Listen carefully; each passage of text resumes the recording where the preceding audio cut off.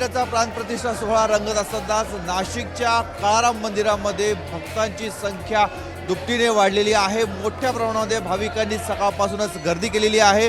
मंदिराच्या बाहेर 1 ते 1.5 किलोमीटर अंतरापासून भक्तांच्या रांगा लागलेल्या आहेत आणि आपण बघतोय की गाभाऱ्यातली ही दृश्य मोठ्या संख्येने भाविक इथे दाखल झालेले आहेत।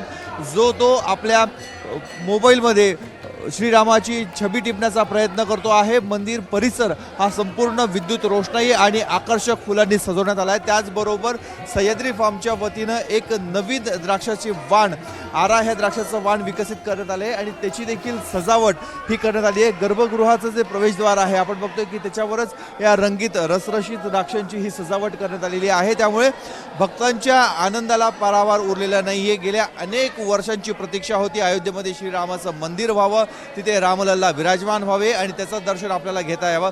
ज्या भाविकांना आज अयोध्येमध्ये जाणं शक्य नाहीये ते नाशिकच्या काळाराम मंदिरामध्ये येत आहेत आणि श्री काळारामाचं दर्शन घेत आहेत। कॅमेरामॅन किरण कटारेसह मुकुल कुलकर्णी, एबीपी माझा, नाशिक। एबीपी माझा, उघडा डोळे बघा नीट।